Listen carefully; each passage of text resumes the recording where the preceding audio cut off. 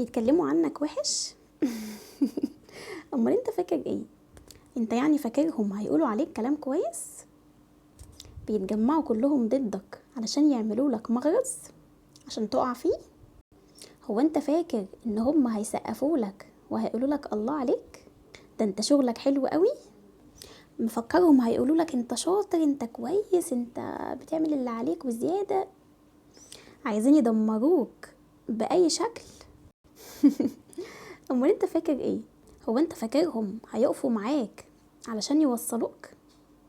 يا ابني افهم، انت مميز، وعشان انت مميز هما بيعملوا معاك كده، وعلشان انت انسان كويس هما بيعملوا معاك كده.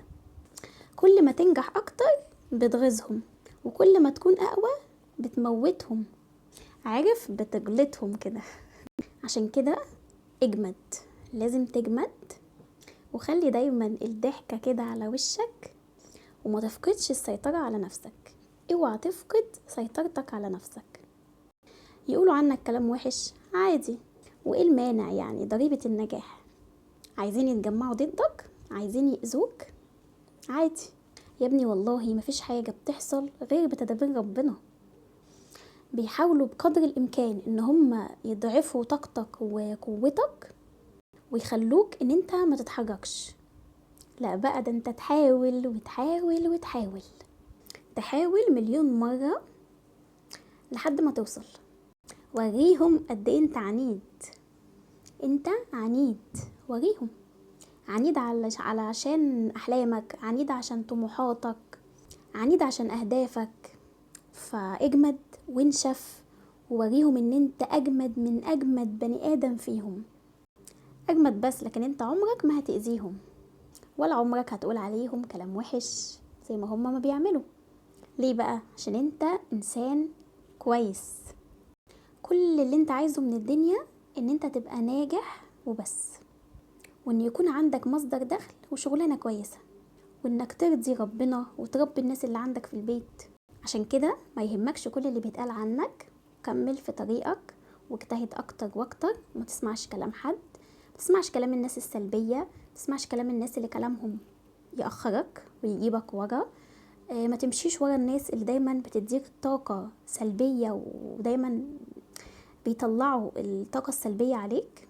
حاول تجتهد وترضي ربنا وتعمل اللي عليك، واوعى يهمك اي حاجة غير ان انت تكون ماشي كويس وبس كده.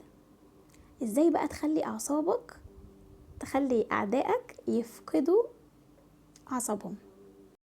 اول حاجة انك لما تيجي ترد عليهم، ترد عليهم بهدوء ورقي تام وبصمت. يعني مفيش اي ردة فعل، كأن مفيش اي حاجة حصلت خالص.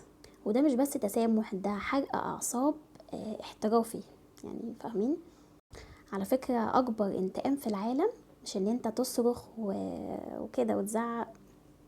اكبر انتقام لاعدائك هو ان انت تسامحهم. انت تسامح وهم بقى يتحرقوا بنارهم. بصي يا حبيبة قلبي، اعدائك والناس اللي بتحرق دمك هم بيتغذوا على انهم يشوفوكي مقهورة وزعلانة. فلما ما يلاقوش منك رد فعل، ويلاقوا ان انتي متسامحة وجميلة وهادية وفي صمت تام وما خدتيش اي رد فعل، انت كده حرفيا بتغذيهم اكتر، بتحرقيهم. يعني هما بيتمنوا كده ان انتي ما تناميش الليل وتفضلي قاعدة تفكري في كلامهم وتفكري في اذاهم، ونفسيتك تبقى تعبانة من اللي هما عملوه. فتخيلي معايا كده ان انتي هتنسيهم خالص وهتسامحيهم وهتنامي مرتاحة البال. هما بقى يعني اللي هيبقوا عايشين في العذاب الحقيقي وقتها. ليه بقى التسامح بيقهر الشخص التاني؟ لان هما لما بيعملوا كده، لما بيأذوكي، بيبقوا قاعدين مستنيين رد فعلك، مستنيين بقى الدراما بتاعتك والبوستات بتاعتك والرياكشنات بتاعتك وكل الكلام ده. فانت بقى لما تردي عليهم بهدوء ورقي، او تسامحي او تعملي نفسك مش واخده بالك، هما مش عايزين يشوفوكي سعيده. هما عايزين اللي هو ايه؟ يحرقوا دمك وخلاص. عايزين يشوفوكي مهزوزه ومهزومه، قاعدين مستنيين لحظه سقوطك ولحظه ما انتي هتغلطي. قاعدين كده مرقدلك كده مستنيين لك الغلطه. فانت تردي عليهم بانك عايشه حياتك ومبتسمه وجميله والدنيا زي الفل، وهم ولا انت شايفاهم اصلا. مش هسمح لحد ان هو يعكنن عليا حياتي، على فكرة الناس اللي ما بيبقوش عايزين يشوفوكي سعيدة هم ناس اصلا حياتهم خربانة، فعايزين حياتك تكون زي حياتهم. على فكرة التسامح كمان مع الناس اللي اذتنا بتخلينا احنا شخصيا اقوى، شخصيات اقوى. ناس كتير بتقول ان التسامح ضعف، لكن انا اختلف مع النقطة دي. انا شايفة ان التسامح قوة، وان الشخص اللي بتسامح ده شخص قوي. مش بقولك مثلا تروحي بقى للي اذيتك دي اذا كانت مثلا صاحبتك وتاكلي معاها وتشربي معاها وتدخلي بيتها تاني مثلا او تدخليها بيتك، لا، يا نحلة لا تقرصيني ولا عايزة عسل منك.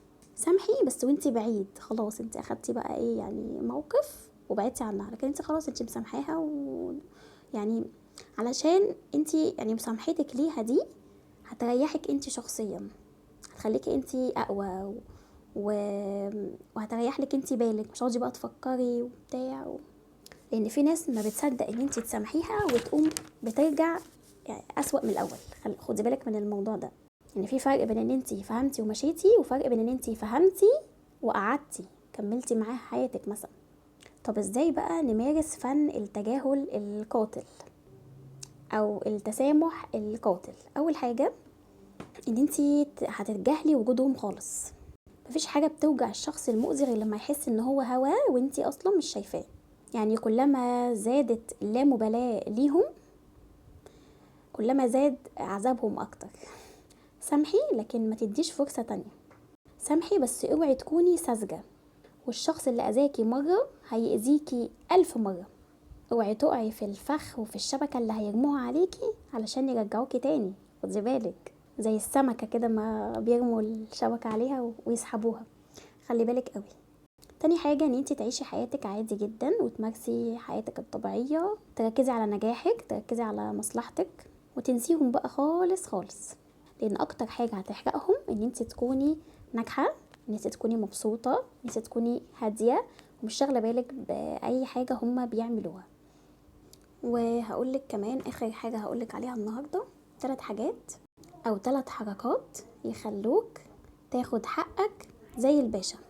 اول حاجة زي ما قلنا التجاهل، ان هو بيخلي اللي قدامك يترعب منك. ما هو انت بدل ما بتنفعل زي ما هو مثلا ما كان متوقع، وبدل ما تدافع عن نفسك عطيت له فرصة ان هو يدافع عن نفسه او يراجع يعني نفسه، وانت باصص في عينه كده ايه لو بحدة. تاني حركة ان التجاهل بيخلي اللي هاجمك يحس ان هو ضعيف. ما هو حاول ان هو يهزك بس لقاك انت ما بتتحركش، يا جبل ما يهزك ريح، ان انت يعني اقوى منه، عرف ان انت اقوى منه. ساعتها بقى بيعرف ان هو طالما ما عرفش ان هو يعورك يبقى انت اللي على وشك انك تمسح بكرامته الارض. ماشي. تالت حركة او تالت يعني نقطة او فايدة للتجاهل، زي ما قلت لكم ان التجاهل بيحرم اللي قدامك من المناقشة. هو شخص بيعرف يتكلم حلو وزي الصيع، تمام، هي دي اللغة بتاعته. فانت لو دخلت معاه في نقاش بالكلام انت هتخسر، لان هو يعني ايه لسانه طويل.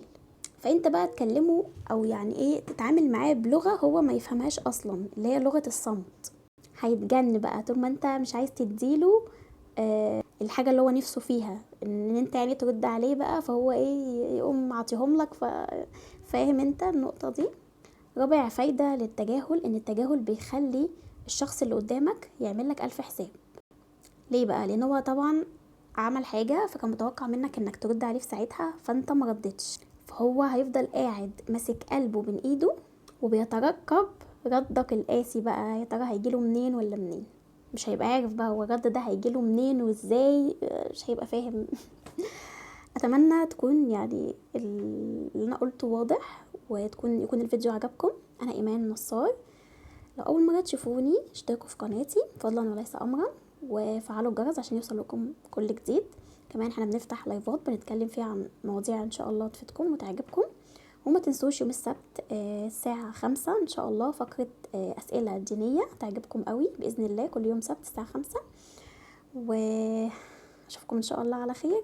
السلام عليكم ورحمة الله وبركاته.